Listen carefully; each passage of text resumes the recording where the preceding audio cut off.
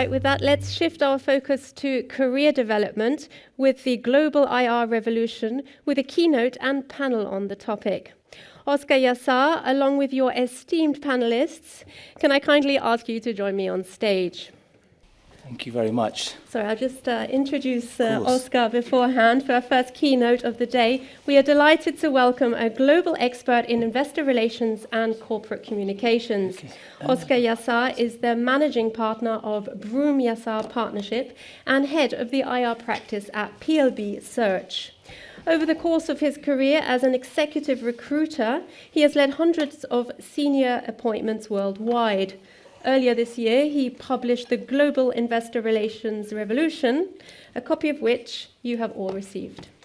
Today, he will set the stage for our panel discussion, charting the course, the global IR revolution, and its impact on careers in IR. Oscar, I'm looking forward to hearing more. Thank you very much, Jay, for that very warm and generous introduction. And good morning, everyone. It gives me enormous pleasure to be here at what looks like an outstanding conference full of, I think, high level of ambition and sophistication, a real forward-thinking strategic mindset. So welcome to you all on a rather cold but beautiful Swiss morning. And as I said to someone this morning, nothing will warm us up more than when a revolution is underway. So willkommen dann Revolution, that's the only Swiss German I can speak this morning. And I have to say also a very warm welcome to our panel members here this morning.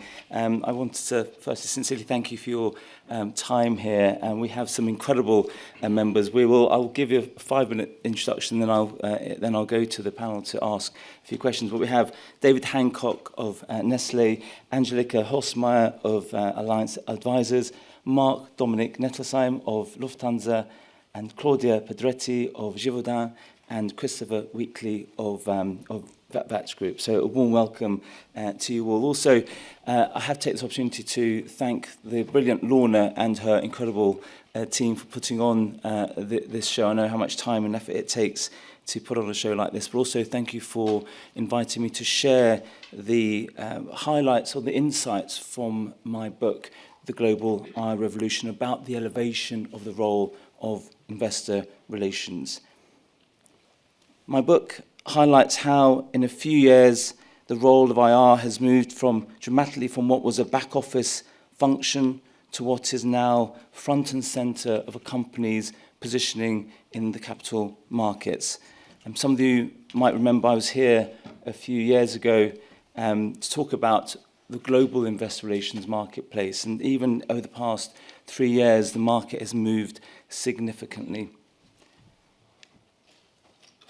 I need to get back to the front of this presentation. As we haven't pointed out, also the book is a bestseller on Amazon on both sides of the Atlantic. So it showcases the incredible appetite that the book has globally. But for me, I think it represents a culmination of 30 years of being really at the coalface of the global investor relations arena, started my career advising some of the world's biggest organizations on their investor relations and financial communications strategies, and latterly as a headhunter helping to appoint more than nearly 600 senior IROs globally. And in fact, we also have one here, Sylvia Sands, who recently joined Sandoz, so warm welcome to you here as well. But more than that, I think this book represents 80 years of evolution and growth and the rising power of an industry that only a few years ago was deemed to be a back office, or in many cases a glorified bag carrier role, into what is now an essential function. And now, in many organizations, it's an influential force. And this book reflects the very revolution that we've been witness to in recent years, because, as we know, in many cases, IR has moved from the sidelines to the strategy table. Today, it helps shape how capital is raised, how companies are run, and ultimately, as per the answers, how trust is built. And this book and this initiative is a symbol, I think, of that tectonic shift. And this book's been a huge undertaking. It's not just me writing it in my study, but we've had significant input from global IR associations, including our friends here. I think also Lorna has her own chapter.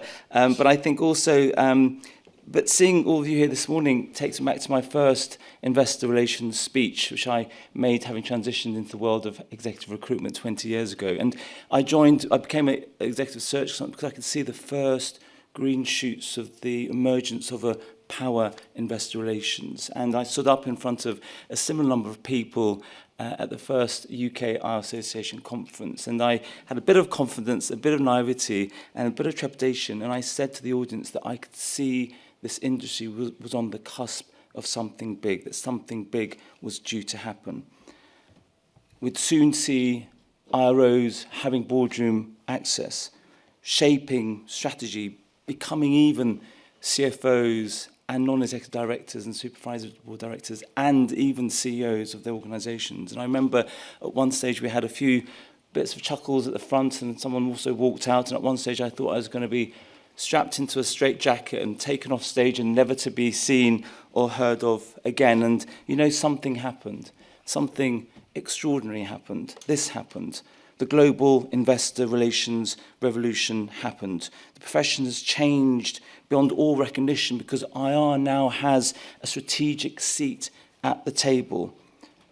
It's helping shape company direction, build credibility and influence decisions in boardrooms around the world. And yes, scores, as per my study of IR directors, have become heads of strategy and heads of development, even the CFO, and in some cases, even the CEO. So long live the revolution, as they say, because the industry has come a very long way.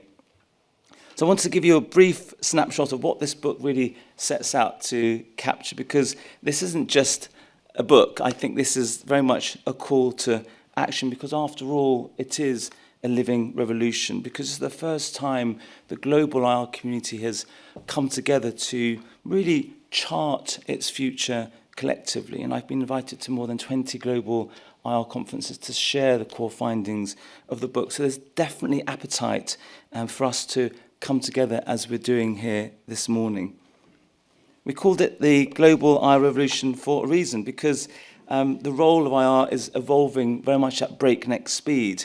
This book reflects insights from over 1,000 IROs globally, IR advisors, investor relations associations, and really charting just how far the role of investor relations has moved since that first IR department was created at GE in the 1950s in the US.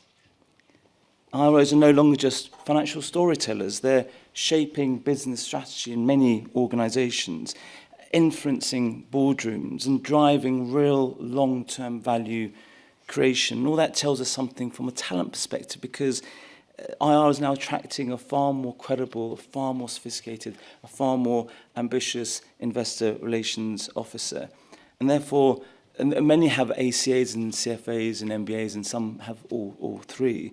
But I think more than that, these individuals bring a high level of ambition, because the world of IR has become an incredibly attractive profession, not just from my perspective, but the recent Harvard Business Review article that showcased that the changing role of the investor relations officer. It's always good to be on the same page as the Harvard Business Review, which urged CEOs to rethink the IRO's role, because it argued that with rising active shareholders and market uncertainties, IROs should really be empowered to take a proactive leadership role, acting really as that strategic quarterback.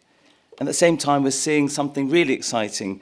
The ambition of IROs has also recently grown significantly. The idea that IR is a dead-end role has long ceased to exist. It's becoming an incredibly sophisticated, ambitious role at the board level. And through our unique standpoint, we're seeing several investor relations officers moving into wider strategic roles, wider corporate development roles, wider M&A, in some cases even corporate affairs, and yes, many cases even the CFO and the CEO role. And I don't make this all up, because my first ever appointment, I took someone out of SocGen as executive research analyst, brought him into the world of investor relations. That candidate is now a CEO of a soon-to-be listed entity. So again, our industry has come a very long way. And what's really exciting, I think, for all of us in this room, particularly me, is that salaries have also increased significantly. Salaries have now increased by 30% since COVID. That's all in the data which we have on a daily basis. This is the most exciting part, is that with the emergence of a more powerful investor relations officer and the realization of the boards of the importance of investor relations, IR is becoming much more connected to other functions, particularly corporate affairs and governance and other areas. It's that convergence theory that I wrote a paper on that's now on our website, which you can take a look at. It's called the convergence theory, the convergence between investor relations and corporate affairs. In that, is it that reputation and purpose and governance and brand and ESG, it's all now interconnected. And we all know one of the biggest shift, of course, is artificial intelligence. It's a topic that's surfaced again and again in our interviews. And for IR, I think it could be a gift. So don't be scared of AI, because as per the NASDAQ annual Global IR Issuer Pulse report, shows a sharp uptick in adoption, which results in significant gains for IR teams. And that kind of transformation we've already seen in the guise of ESG. What was once niche has become central, and ESG is no longer just a bolt-on anymore. It is, in many respects, the equity story. And then the shift becomes even more visible when activists enter the picture, because activism is no longer rare, it's expected. They're better prepared, they're more vocal, they're more active, and when they show up, investor relations becomes the critical part of the response. But something that the controllers of the purse strings, i.e. the CFOs and the CEOs, should take note is that research from the Accounting Review in 2022, for example, showed IR engagement as being positively correlated with not just increased investor confidence in management, but a lower likelihood of investor activism, which means, therefore, investing in stronger, more robust, and more ambitious investor relations. And all this, again, is happening in the backdrop of increased volatility, Trumpism and increased volatility and geopolitics and regional wars, etc., etc. The world is becoming ever more noisy. But a final massive issue for our ever-increasing sophisticated talent pool is when capital markets themselves are changing, because fewer companies are now going public. And that could reduce the number of high-profile investor relations roles, because in 1996, as an example, there were 8,000 listed US companies, and by 2023, that had fallen to more than 4,000, so a drop of over 43%. Meanwhile, the number on the London Stock Exchange has almost halved in 20 years. So really, there's lots to take in from the book, and I'd encourage you to read it. You've been given a free copy by Lorna and her team, so I'd encourage you to read it. Please let me know your thoughts on it as well. But this book, I think, shows us something, more than anything, that investor relations has never really stood still. It's always adapted, it's always evolved, and I think the future of the profession is really going to depend on just how willing we are all in this room willing to do that again. Because the revolution isn't coming, it's already here, and the clear indications from my perspective, meeting lots of boards and lots of investor relations directors, is that IR will only continue to grow and strengthen its reputation at the C-suite, as well as with the full range of market stakeholders. And really, by coming together at important events like this and celebrating not just how far we have come as an industry, but what more we can achieve as an industry. That's been the tantalizing conclusion that I have from the book. Because I think for me it's revealed that the growth and development of our industry is no longer just a hopeful ambition. Because our biggest takeaway at Bream Mazar has been that ambition which is sometimes a dirty word to use. Ambition can and is being realised. So we hope this book is a shot in the arm to those ambitious IROs who we can help to visualise the path ahead and really grasp the opportunities. But before I join the incredible panel, I want to leave you with one final thought, in that the more we come together as a global community, which we're doing this morning, and with the strength in numbers, it really allows us to bang that drum and wave that flag as hard as we possibly can. Not just really about our strategic value we bring, but those up there, upstairs, will see that value that we bring. Because we are a profession, and let's be proud of the achievements and make sure every single investor relations IRO is a member of the IR Club and other important associations. So therefore, I invite you to engage, challenge, and really lead this revolution, but also buy the book, and it's available on Amazon and all sorts of online books as well. Get a copy for your CFO and your CEO. And someone actually said to me the other week that it's going to make a great Christmas present for my family, because for the first time they'll know exactly what I do for a living. So that might also help as well. So therefore, I think the message is abundantly clear. IR careers are now only limited by individual ambition, and therefore, by extension, our industry is only limited by its own ambition. So welcome to the revolution, and onwards and upwards. Thank you very much.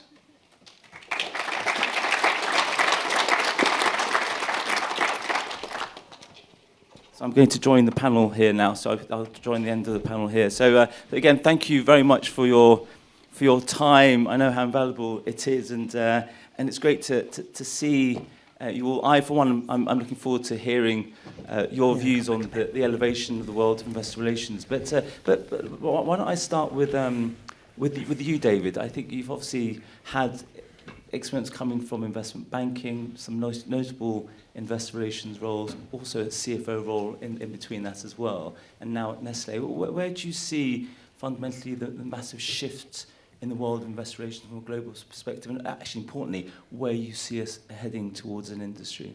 Sure, thank you. So, and thanks for inviting me to be here. So, I spent the first 11 years of my career on the sell side, most of it as an equity research analyst, and I think part of my career journey has probably illustrated some of the changes that we've seen. I think when I started, I would not have considered going into investor relations at some point during my career. I really enjoyed my 11 years as an analyst. I could have done it for another 10 years, but I also didn't want to kind of sleepwalk into the next part of my career. But when I was thinking, what would I do and where would I do it? Out of the 20 companies that we covered in my team, there were probably 4 or 5 that I would want to do IR with at that stage, and this is now 13, 14 years ago. I think that's already changed. I think if you say a quarter of the companies we covered took IR seriously, I think that ratio has shifted very, very significantly. So I think that's one change, is the people coming into IR coming more from a finance background rather than people typically coming from a more comms background. I think that's one change that we've seen. I think so I did move to be head of IR at Adecco here in Zurich. Actually, I was here for 7 years, doing 4.5 years leading investor relations, and then doing some finance jobs in the business. Then I moved to a company called Deliveroo, so a UK listed business where I led investor relations. As you said, I had a stint as the interim CFO when we were changing CFO, and we had a long gap between the CFOs, and also did IR with subsequently with strategy, with corporate development, and actually with some FP&A as well. And I think that's the second thing that I think we've seen change, is there are a lot more IR plus jobs. So IR plus strategy, IR plus M&A, IR plus sustainability, and I think that's an illustration of the broadening skill set of people in the IR functions. And then I think maybe the third biggest change has been moving from a function that was typically purely a transmit function to a function that's transmit and receive, and having that outside-in perspective and bringing that to not just the CEO and the CFO, but as you said, to the board table and also across the rest of the business as well. All of our colleagues are super interested in what's going on in the markets and with our share prices, but typically they look at our own stock price and not what's going on in the rest of the sector and rest of the market. And we're heroes when the share price goes up 15%. They don't notice that the sector's gone up 20, and you have to put all of that into context for people. And I think that bringing the outside in is an area where IR has changed. I think maybe where does it go to from here? I think it's come a very long way in the 20 odd years I've been in markets, thanks to people like you in no small part. I think where does it go to? I think that you mentioned it, the role of technology, I think, is probably the most important development, both for IR, but also how does the IR function bring the outside in on technology? What are other companies doing? How are they using it, not just to improve investor relations, but driving the way they generate forecasts that we then use in our roles? So I think being a kind of lighthouse function for the adoption of technology is also an area where I see investor relations moving. You've also mentioned sort of the board level interaction. And Claudia, why not I ask you the question in terms of obviously the same question where the tectonic shifts that you've seen in the marketplace in recent years. Obviously, you've come from the buy side, the fund management side as well. So you've got that perspective. But where do you see the role of IR moving toward? And also, has there been a change in the board's realization and acceptance of your role going forward? Yeah, so actually I had the pleasure to come along a similar path as you do, so coming from the sell side as well. And as you say, I think it's quite remarkable to see how the IR role and function has developed over the years. And, you know, from talking to IRs from the other perspective for many years, and now being the reverse and doing the reverse, so interpreting investors for the companies instead of the other way around, is quite interesting to see today. And as you say, I think also within the companies a lot has changed from seeing the IR as kind of an extended communication role into something that they are acknowledging is a very important viewpoint, bringing the outside inside, and not only to the direct reportings with the CEO and the CFO, but today more and more also talking directly to board members, also answering a lot of questions from board members about how things developing. So not only the other fellow employees are asking about developments, but also the board members. And what I do see particularly is also that, you know, even ahead of important decisions, we get asked, not only afterwards and how we would package it and sell it to the market, but even beforehand, and what is our viewpoint of how the market will react, how can we counter certain things, and how can we shape these kind of messages going forward as well. And it's an incredible answer. I think what it highlights is that external, internal, that piece is now very much unified. And that brings me to a question I'd like to ask you, Mark Dominic, in terms of, do you think that the external factors are changing the world of investor relations? The external factors change your role on a daily basis? It's not just the internal, external, but the external, internal as well. Yeah, absolutely. I think we are to a very large degree dependent on the external factors as a company, and also in the narrative that we convey to the capital markets. I mean, we are from the airline industry. It's an industry that's basically in a state of polycrisis, if you will. You know, so usually you have business ongoing and a narrative and a strategy, and you have to explain, and there's maybe a crisis, and then it's over. But I mean, looking at the past years, you know, you come out of COVID, you know, you're almost out of it, then you start with supply chain disruptions, don't get new aircraft, then you start with the Ukraine war, cannot fly over Russia anymore, and then you stumble into the Gaza war and you have to cancel your Tel Aviv route. So you have overlapping crises, you know, which are massively impacting the business. And I think the role here of investor relations is really to understand that, to interpret it, you know, and also to explain that to the market in a sense that what is it that we cannot control, what is it that management can control, so what should be rewarded for. And I think this broadens and intensifies the complexity of our everyday work. Yeah? So in that sense, I think we're very much subject to those external factors and have to deal with it in explaining it externally, but also in fostering and intensifying the discussion internally to bring out the right answers. And again, I think you touched on a great point. Do you think, I know you haven't been in the role for too long, but do you think the board has shifted its view of IR in even the past 12 months in terms of what's happening in the marketplace? I'm sure the board, you're probably surprised how much interaction the board has with the investor relations role. Yeah, indeed. So I'm in the role for 1.5 years. I don't have the sell-side background, but rather an M&A background. Used to be heading the M&A part of the group before, and you are right. So in the early days, I thought it's a pure communication role, but in fact, I find you have an ambassador role on the one hand, and you have a real catalyst role on the other hand. And this catalyst role is both internally and externally. Externally in the sense that you are the interface to the market, you create trust or you destroy trust, depending on what you do, and internally that you really bring out the essence of the company, and then you really steer that process. And this year we had a Capital Markets Day. It was the first one for 6 years. So the last one was pre-pandemic. A lot of things has changed. The whole industry has changed. Strategy also has changed due to new executive board members. We didn't have midterm targets. So basically there was a lot of loose ends out there, and it was really that Capital Markets Day which brought things together, and yet really where you felt that the whole corporation is uniting behind those targets and behind the strategy, because everybody really was forced to pinpoint it down and bring out the essence of what we really do and explain that in a concise and comprehensive manner. And also after the Capital Markets Day, everybody is coming like, oh, can I get these slides? And can I understand this again? And can you again have a speech on capital market perception?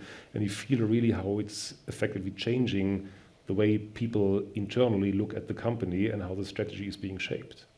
And that strategy shaping kicks in when activists play the game. But again, part of the book is how companies are now having to face activist shareholders. And I'll move on to you, Angelique, in terms of obviously coming from a global perspective in terms of what you do. And a lot of IRO's roles is now how to defend companies against activism. But what would your advice be to companies who don't have an activist program as part of their IR program, who probably need one, and again, part of the book showcase how many companies are being taken over precisely because they don't have a robust investor relations team? What would your advice be to the IROs here in this room about creating an investor relations activist campaign?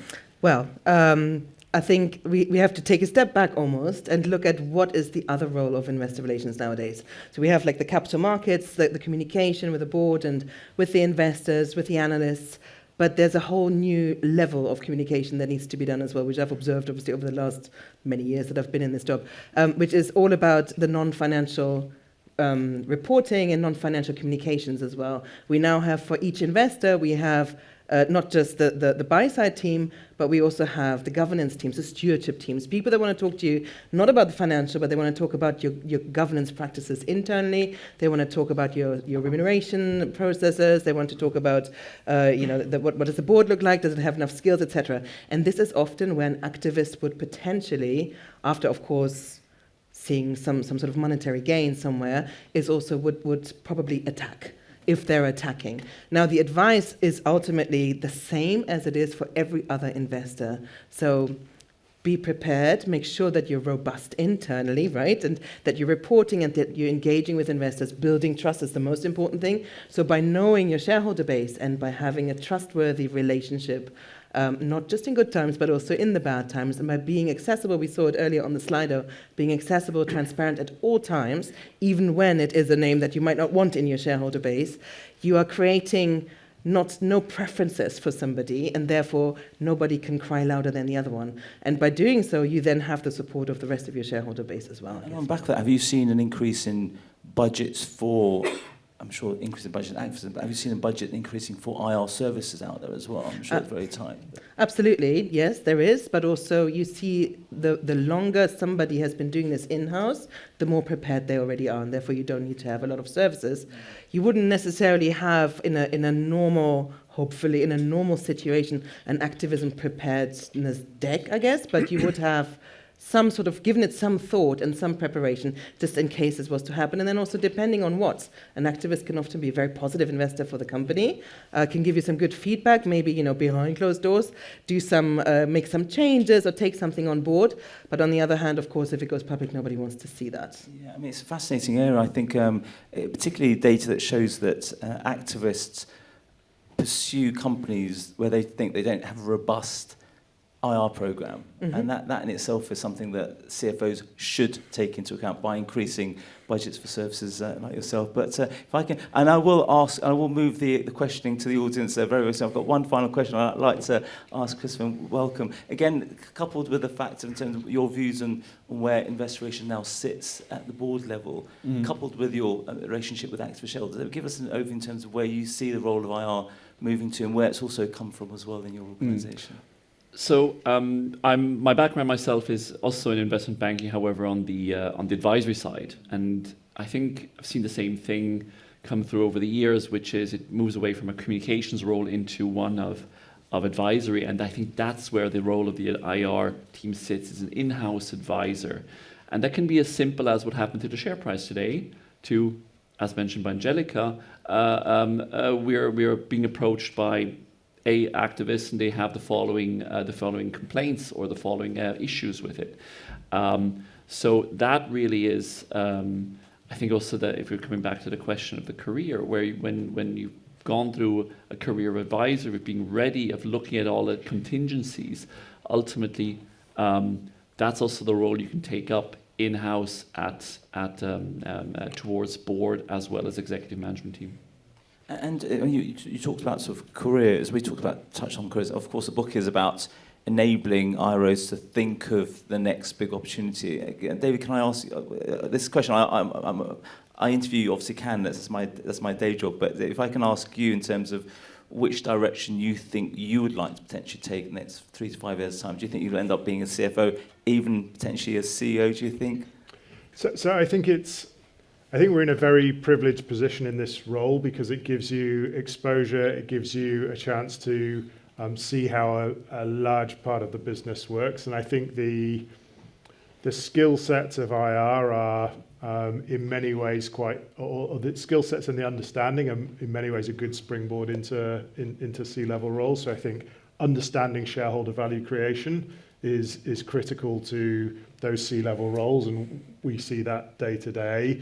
I think also that the stakeholder relationship pieces, so understanding and engaging with investors, which is obviously a super important part of a CFO or a CEO role, and also the interaction with the board and how to understand board dynamics is something that people often don't get much chance to experience, and we do. And we also get to see our CEOs and CFOs doing the role day to day. I feel also very lucky that I had the chance to do a group CFO role on an interim basis. And to be honest, I decided it's not what I want to do for my career. And I decided actually what I want to do, it's not the things that you have to do in that role are also, it's not the same skill set. Many of the things are similar and many of them aren't.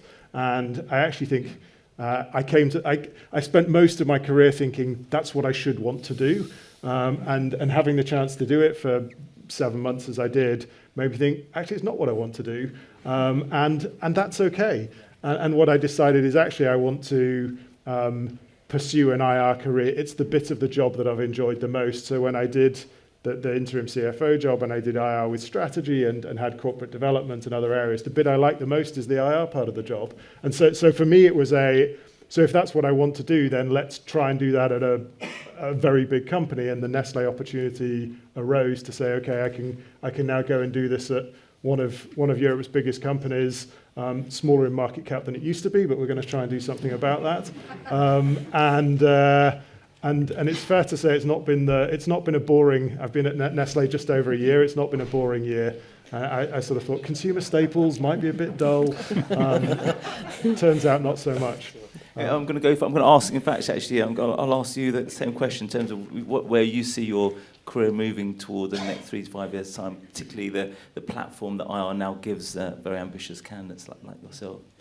Yeah, I think it's a very interesting question, and I started to think about it actually when I left the sell side, and was thinking, well, what's my next natural role? And I very much admired the IR role, because you are at this intersection of this internal deep knowledge, understanding of business models, understanding of the financial aspects, but at the same time interpreting it and kind of communicating it to the outside world. And now I'm 7-8 years in the role of an IR, and I enjoy it a lot, I must say. I would never go back to the sell side. That's what I decided for myself. But the way forward is probably a bit similar to what you said as well. You get a very close look into the roles of the C-suite. And probably I do not see myself in that part, but I do see the value of the investor relations role very much in being that trusted, reliable advisor for the C-suite, but maybe also even more going towards closer to the board roles and being an advisor to the boards, board secretaries, and these kind of roles, which I would find more interesting for myself. Plus, you've had experience doing communications as well. So I think the one thing is absolutely clear is how many IROs are now taking over the corporate affairs functions in organisations, and I think the reason for this is about who owns the narrative. Are the messaging owned by the IR team, or is it owned by the corporate affairs team? And in many instances, it's owned now by the IR team, which is why IRO is now taking on senior corporate affairs leadership roles. And I'm not going to put words into your mouth, Mark Dominic, because obviously you've got a fantastic career trajectory, but your next role potentially is a CFO, if not the CEO, do you think? Is that something you're looking for? Not Look, immediately, obviously, in the next 5 years. I mean, looking back in our organization, so in fact, all my predecessors, so they went into CFO roles. Actually, my direct predecessor is now CFO of Swiss Airlines here in Zurich.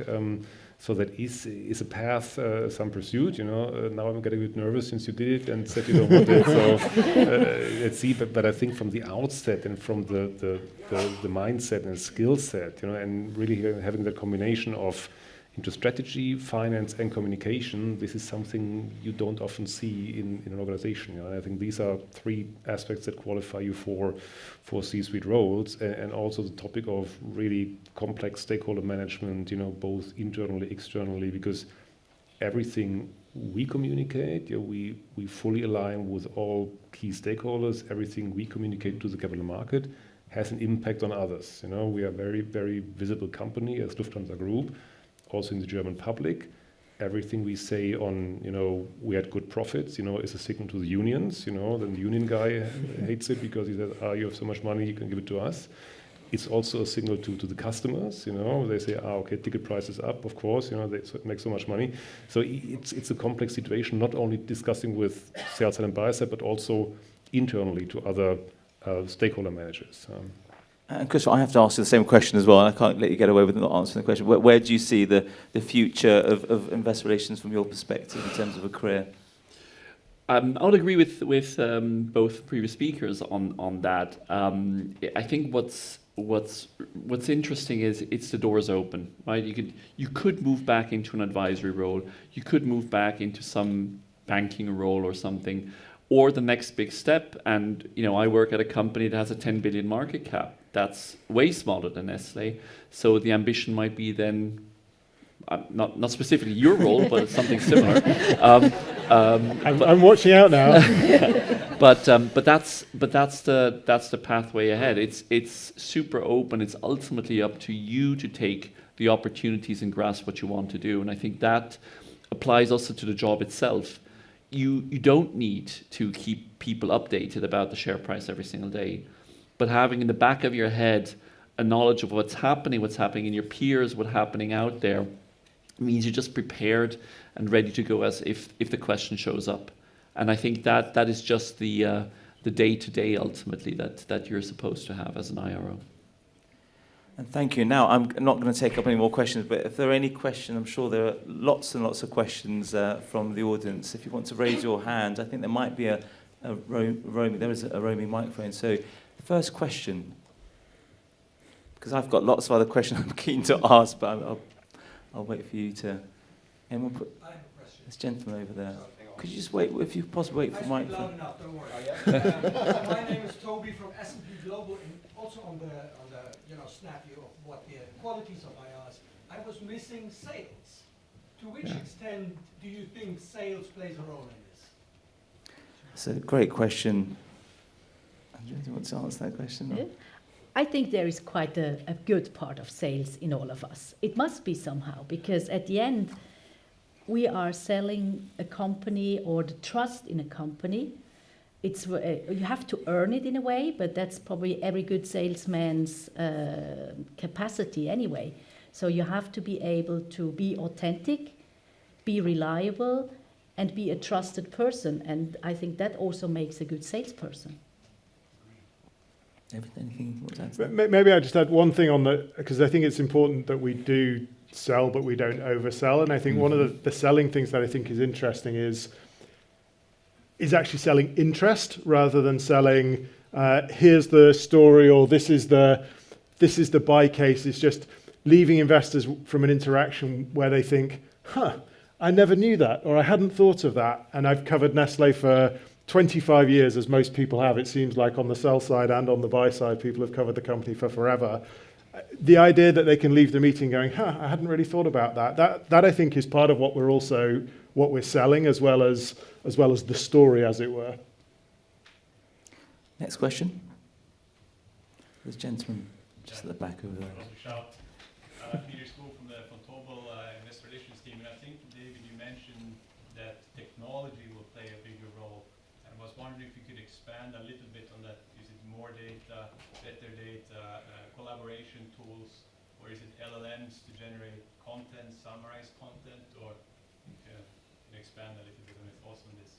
I mean, I'm happy to go first and others to join in as well. I think it's all of those things. I think that's what's so exciting, but also, frankly, from my perspective, a bit daunting, is where do you start with some of these things, and what is going to actually add value versus you try it for 6 months and you think we can't incorporate this into our workflows, or it's ending up taking us more time than we actually were spending on it when we were doing it manually. So I think for me, it's it's why organizations like this are so valuable. Is I think we will need to share collectively the things that we try. We say, this is super successful, and here's how I applied this, and here was the challenge I had with this. And I think it is across all of those areas of mining data within the company. If we have some sort of AI agent where we can ask questions of the data in our ERP, that we don't need to have someone in FP&A go and find us the answer, or we do the analysis ourselves. I think that will unlock an awful lot of opportunities, because I think part of our role is one of the things I love about IR. I think it's this sort of left brain, right brain. It's the numbers and the creativity. How do you mine the data to find an interesting story or present something in an interesting way? I think AI will help us unlock a whole bunch of that stuff much more easily. It then, of course, needs to also be true, which is often not the case with some of the things that AI throws out. But I think part of that helping us identify ways of presenting data, new insights into business performance. For me, that's one of the most exciting areas. I'm assuming each of you has AI as a significant part of your IR program. Has it changed even in the past 3 to 4 months? I know it changes on a monthly basis. Even the AI experts don't know what's happening around the corner. But is it now a significant part of your investor relations programming? May I just kick off? Straightforward. I'm a doubter in AI, and that's weird being in one of a few most probably companies that's most related to AI and tech. But I think there is always a hope for us IROs that there's a human element in there, the nuances of language, the nuances of communication, the ability to create that trust will not come from a machine. And I think, yes, you can data mine all day long, but data can overload you completely as well. At the start, and that's something I've learned in my previous career as well, it always boils down to this most simplistic form. It's an elevator pitch, an understanding of the company that really boils down to, as you mentioned, something that maybe you didn't know. And there's another additional element or layer around disclosure. What do you actually want to report on?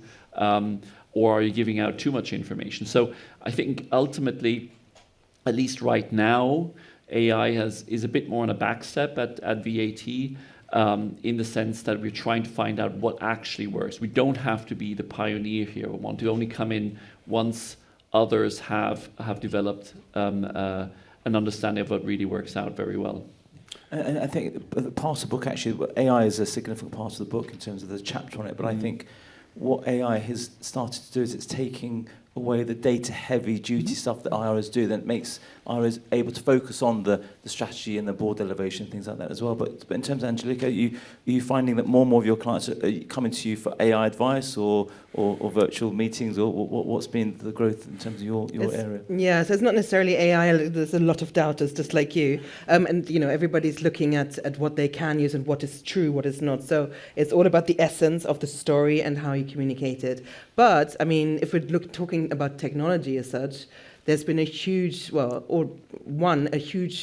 increase in demand for virtual meetings. Everything's a video call nowadays. You no longer have to travel anywhere, to the detriment of Lufthansa, but you no longer have to travel everywhere to have a meeting. But you can have 5 meetings in the space of where you would have had to go somewhere.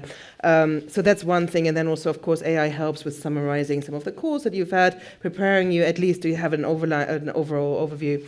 So there's all of a sudden an IRO is much more efficient than they were, let's say, 10, 20 years ago, because we are just all progressing with technology, and it's making it easier, and it's completely acceptable now as well to have a virtual roadshow, at least on the governance side, than a one in physical form. That comes back to the point about what we mentioned about elevating the role of IR at the board level. I mean, has AI changed the relationship with the board? Are the board now worried about what AI is going to be doing in the markets, etc.?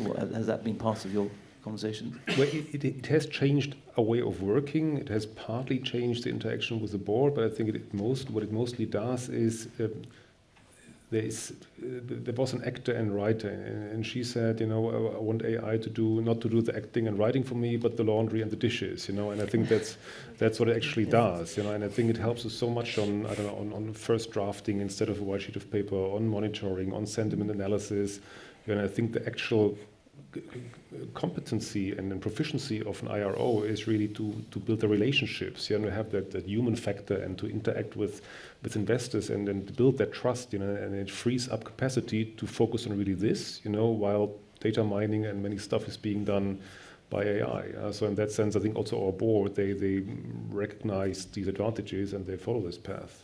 No, and I think as an industry, we obviously are trying to be ahead of technology, but I think we mustn't be scared of AI technology. I think we should grasp it because, again, it's a brilliant opportunity to elevate the investor relations profession at board level, similar to what ESG did 5-6 years ago. The more boards are now having to take IR much more seriously because of ESG, I think, similarly to AI. The reason I'm passionate about AI is I started my career 30 years ago this year. I had big black hair 30 years ago when I first started. And my first client in IR advisory was something called the internet, and that was 30 years ago. And we all know the transformation the internet has taken hold, and I think similarly to what AI is going to be doing at the board level. So, but anyway, any other questions at all? We've got lots more to... Gentleman just here. Maybe a short statement from all the 5 of you. Go for it. What is your biggest challenge in 2026? Great question. That was going to be my last question, but well done. Let's start at the end, shall we? Oh, I was hoping to have a few more moments to think about it. Or we can come back to you if you wish, but I'm sure. I think right now it's walking, so that's an easy one to answer. No, I don't think there is one single challenge that comes out there, and I think that is the ultimate complexity of the world has increased. And the complexity of that world includes, let's take VAT also, we suddenly have to deal with geopolitics, something that never really occurred to a small Swiss company dealing with vacuum valves. You have to deal with sanctions, restrictions, all these kind of things, and people want to know about it. And very often there's not just one person in-house that has it. So back to the ambassador role, you also have to start putting stuff together. Who actually has know-how? Who has a connection? It turns out for us, for example, when it came around to talking about restrictions in the US, we have a nuclear safety officer who's a specialist in these kind of things.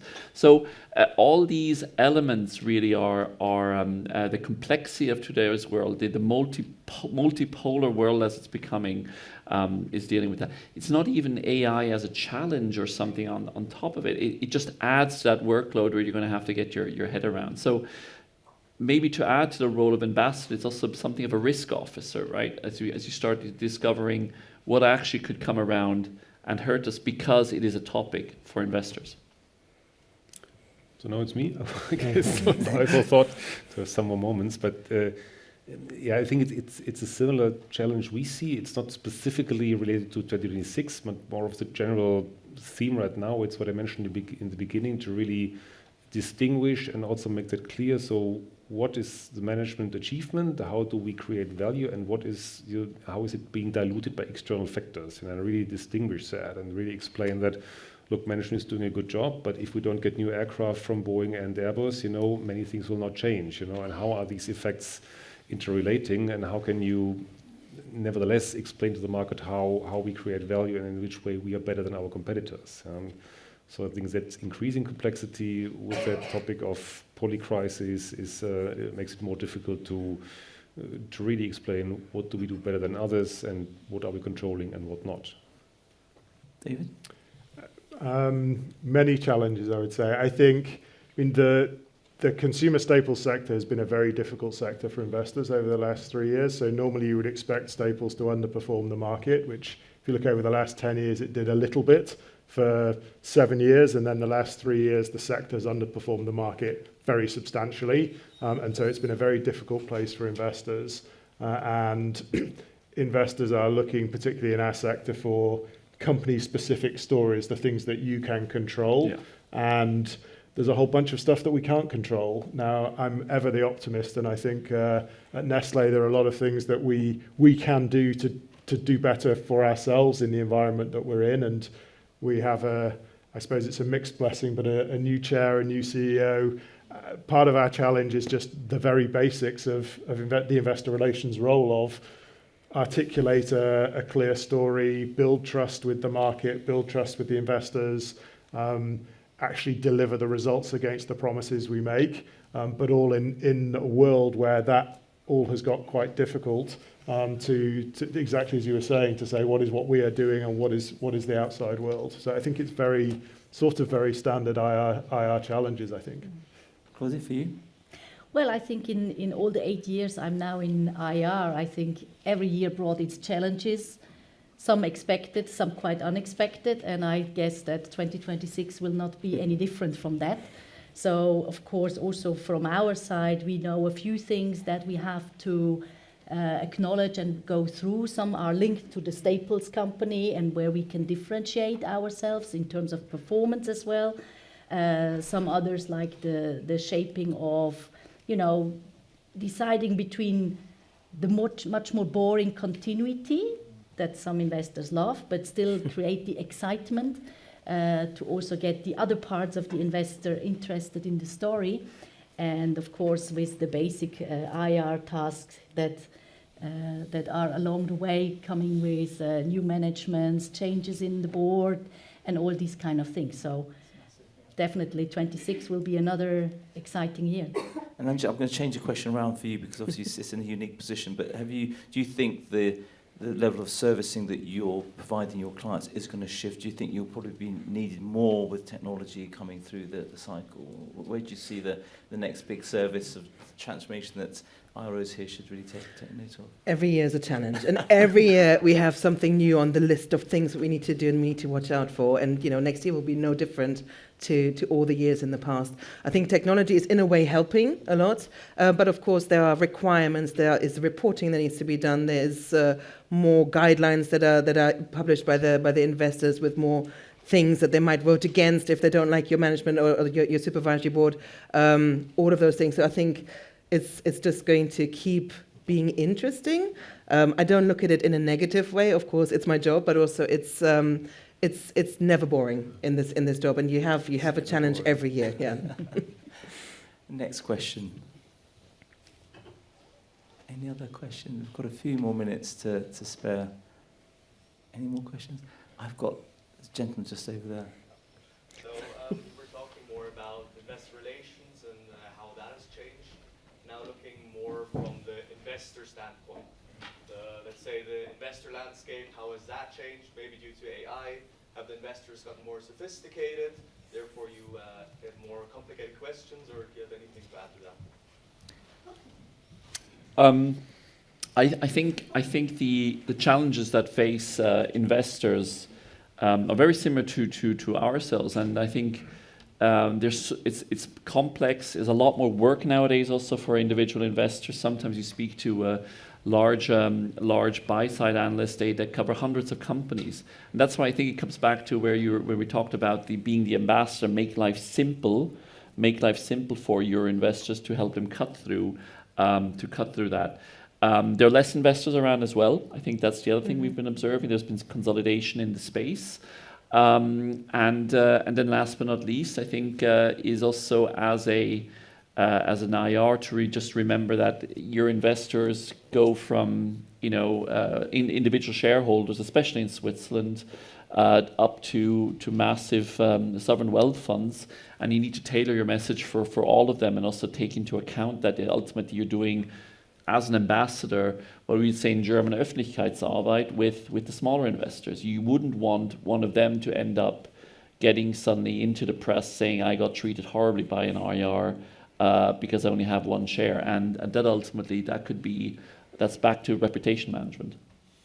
Angelique, in terms of your relationship with that marketplace, I mean, how do you advise clients to tailor the messaging to different markets? You would encourage clients to stick with one messaging, or is there always different messaging for different stakeholders in the financial capital market? It's pretty much the same message, but like you said, you have to be accessible. It's one of the things that was one of the words on the Slido. You have to be accessible and transparent. You have to pick up the phone, and you have to make time. Of course, your largest investor that owns maybe 10% of your stock, they might get a little bit more time than somebody who holds one share, but you should still make time. We have some really good shareholder associations that might, like the IR Club, also that congregate maybe some of the retail votes.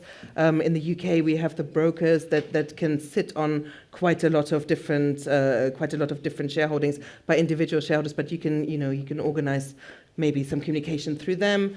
So it's all about having the same message, but making sure you're touching all of the different points, and not by letter, but by being accessible, ideally, virtually or in person. Yeah. We touched on the changing dynamics of the investor base, but have you seen that potentially you, Dave, in terms of your role, having sort of gone through transformation in the organisation, again, you mentioned you've seen management, do you think that there are more demands from the investor now on your time and the CFO's time, or has it always been sort of similar levels of demand? I think given the amount of change Nestle's been through in the last 12 or so months, there's been a lot of demand on management time. I don't think fundamentally that's changed. People still ultimately, for all of the analysis and the use of AI and data, they want to look management in the eye and hear them tell the story, and ultimately kind of the investors aren't making the asset allocation, capital allocation decisions. They're not making the strategic decisions. They need to trust the leadership to make those right decisions. So I haven't seen a big change, I think, in the amount of demand for management time. There was one point just on the shift in the investor base. One thing that I think we've certainly noticed is the shift in the hedge fund community and the concentration of, or the number of these multi-manager pods structures, so the Millenniums and the Citadels. That I think is making market moves and reactions to earnings reports. We certainly in our sector seen very outsized moves on did you beat or miss really across the sector. And I think for us, I think that's making it hard for investors to also think about positioning, and so there's a lot of trying to focus on pre-close commentary and how are you positioned going into numbers, and then very outsized reactions on results, which I think is one of the challenges for us as a function to navigate, is how do we play the right role in that environment, because we don't want to get played by the hedge funds. And so that, I think, is an important shift that we need to adapt to. And that passive investor base, I mean, are you finding that, again, it's all the data in the book that showcases that activist investors are increasing their relationship with companies, but are you finding that you have to change the messaging towards passive investors, or is passive investors now a big part of what you do? Is it likely to be a big part in 2026? Well, I think we see the ever-increasing amount of money flowing into passive investments, right? And I think for us it's a challenge in the way that how do you really get hold of them? How do you talk to them? Where do you see them? I think in the day-to-day today, it's a bit less obvious how you approach them. However, where we do see already quite good access to them is, for example, on the special topics around governance. We talk a lot to their stewardship teams and things like that, and that's a starting point, how you get involved with them. But from there, I think there is an opportunity also going forward in really understanding how they operate, what are their decision points, or is there just no point of entry to them?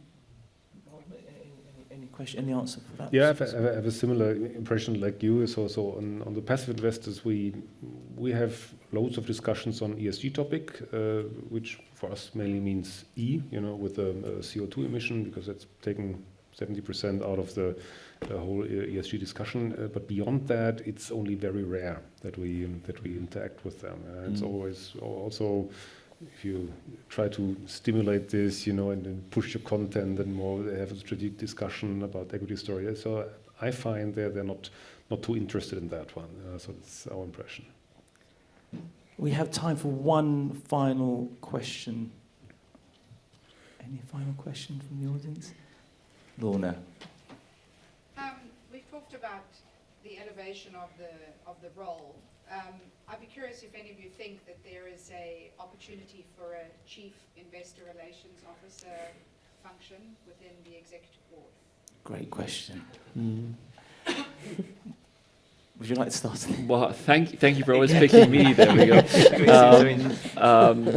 You know what? I as an IR, I must admit I don't necessarily want to be privy to all executive board discussions, because let's not forget we are in the public space. And back to the building trust topic, I do not want to necessarily talk with an investor and have to lie in that sense, or try to poker face around a topic if I already might be privy to discussions there. So I think, is it? I mean, we are close as IRs already to the executive level, but having a certain amount of distance around it to be able to have what you call usually in politics plausible deniability, I think is always helpful. Yeah, I also think I'm being asked very often for my opinion, also in the board. So for most big decisions, be it on financial strategy or be it on, I don't know, fleet or network or whatever, it's always a question, so how will the market react? What will investors read out of it? So I think we are being heard quite a lot on board level. Presence is very high. But to be honest, foreseeing a CIRO role as a board member, I also wouldn't directly see. David, do you want to say a final word on that one? No, I mean, I think I'm aligned as well. I think the danger is that you end up with multiplication of roles on the executive board as well. And I think it's extremely important that we are seen as trusted advisors and have a voice. And as we've discussed today, that the not just the management board, but the board of directors we have good access to and relationships with. I think we can achieve that without being on the executive team, and personally, I don't see it as a very likely next step for the role. Well, it's a great note to end on. I'm conscious of time, so no more questions, unfortunately. But it's been an incredible panel this morning, and thank you for each and every one of your time, for taking the time out of your busy schedules. I know how busy you all are, and I hope we've all found it rather engaging. I think my conclusion is, from my positioning, we have come a very long way as an industry. And we still have a long way to go, but the more we come together and we talk about the future of IR, the better it will be for our industry. So thank you very much, and thank you for listening. Thank you.